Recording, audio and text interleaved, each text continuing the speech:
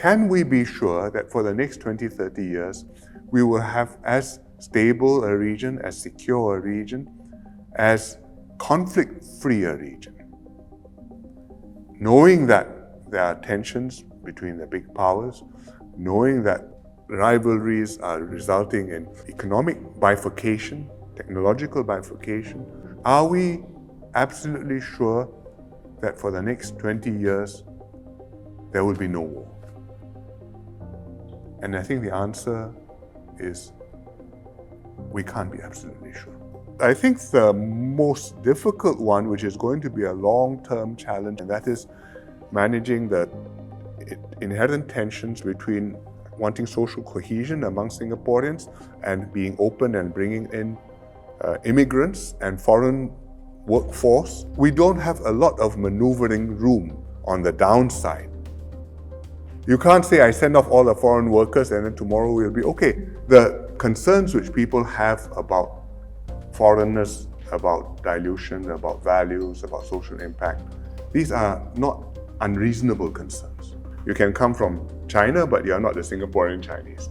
You can come from India, but you're not the Singaporean Indian. On the other hand, we need the economy to grow. We need talent to develop new things in Singapore, to stand out in the world. We've got to keep on bringing in talent, keep on bringing in numbers, but in a controlled way which is good for our economy, which complements Singaporean workers and professionals rather than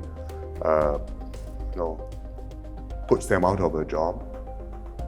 And at the same time, which doesn't dilute my social norms and mores and the way Singapore works and cause frictions and conflict within Singapore.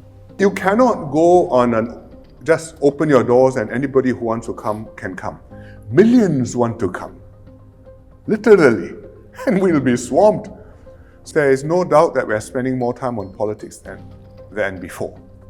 I think we still spend more time on policies, but that we do feel in the PAP that we have to spend the time on politics because you must win the politics. Otherwise, the policies cannot run.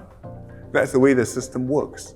And if the trend is that I want more and more check and balance and more alternative voices, and still I want a PAP government, you are inevitably going to weaken the government in terms of the energy it has to work on policies that benefit Singaporeans, in terms of its ability to assemble a team which is up to scratch to deliver a high-quality government to Singaporeans.